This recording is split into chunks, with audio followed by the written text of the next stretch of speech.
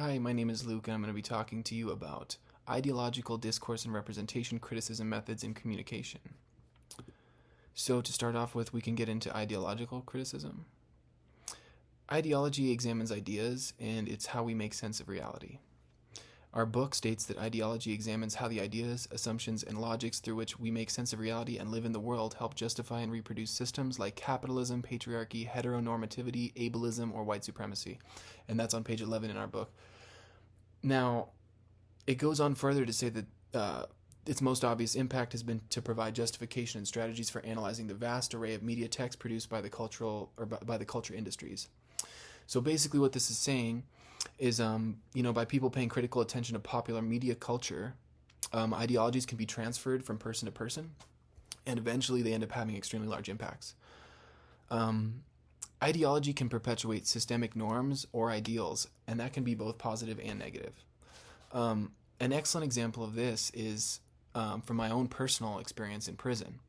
So when I went into prison to the New Mexico Department of Corrections as an 18-year-old white man, I got to see white supremacy in action for the first time in my entire life. I'd been in Santa Fe my whole life pretty much. I'd moved around a little bit, but I had never been around blatant white supremacy with the ideals being spoken about, and I just never been around it in such a forefront manner.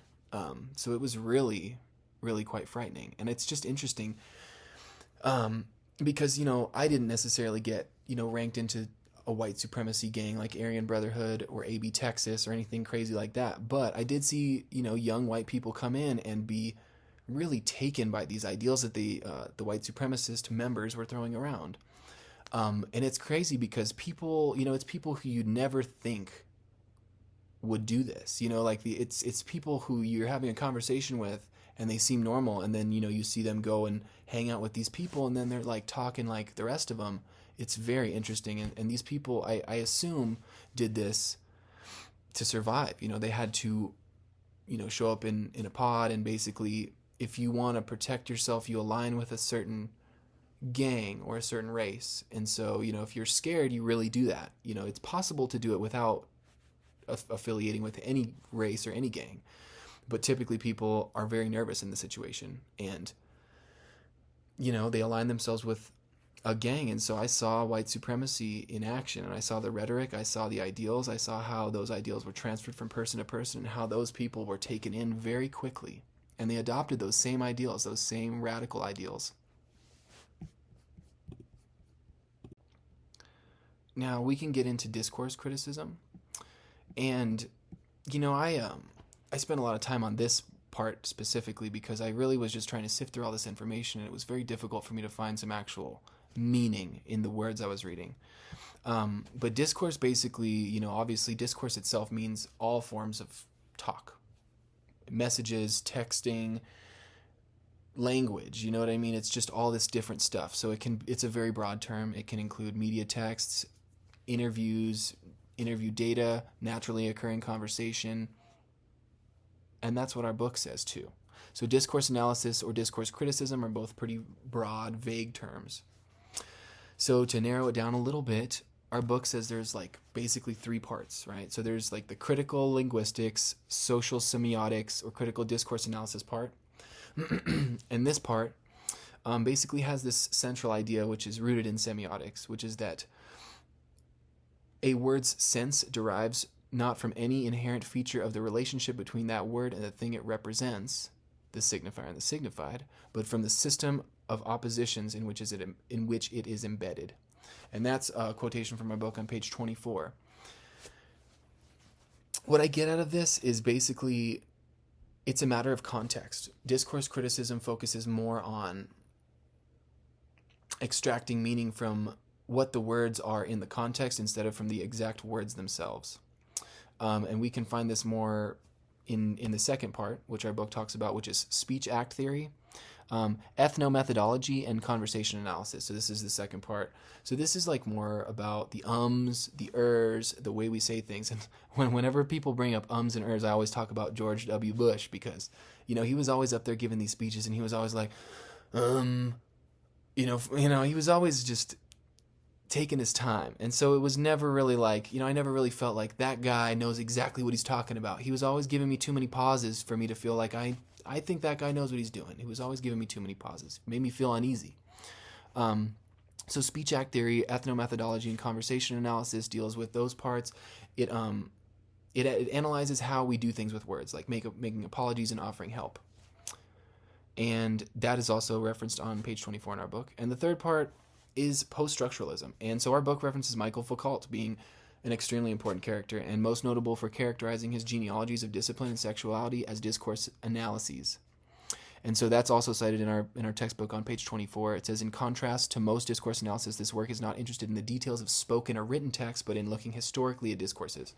So my favorite example, obviously I gave you one of George W. Bush, but an excellent example of this type of analysis or criticism, discourse criticism, is analyzing Trump's speeches. So if you analyze Trump's rhetoric and seeing where he goes off normal discourse and uses like more powerful speech practices and different rhetoric to come off as more confident, powerful, healthy, and all these other things that he tries to portray himself as, it's really interesting.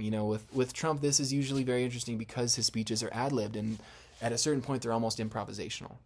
And so this gives a platform for an excellent discourse analysis, because you can be almost guaranteed that Trump will always veer off into the no man's land of human discourse. Now, our final category is representation criticism. So representation criticism can refer to critiques of how groups are portrayed in media, but usually focuses on critiques of political representation. And I'm sure you know where my example is going to go. But representation criticism looks at how particular groups' identities or social categories are portrayed within a discourse, including whether they are presented positively, negatively, or stereotypically. So an excellent example is political turmoil in America. This is, Trump and his representation of the Republican Party. So my questions are like, does he really represent the Republican Party as he was voted in as the Republican candidate? Or does he only represent his own values and beliefs now that he is in the office? So, do the people who stand with him feel as though he represents them, or vice versa? So I think that he might represent those who share his core beliefs and values, but in this example, I certainly don't think he represents the entire Republican Party as a whole unit or an entity. So now I'm going to get into political economy criticism and ethnographic criticism. Political economy criticism is a social critique that focuses mainly on the distribution of resources. So it's basically a devil's advocate on like the status quo.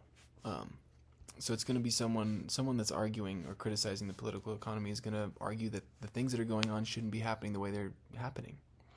On page 25, it says, discourse analysis see all discourse as social practice. And that's what Donald Trump does all day long. He practices.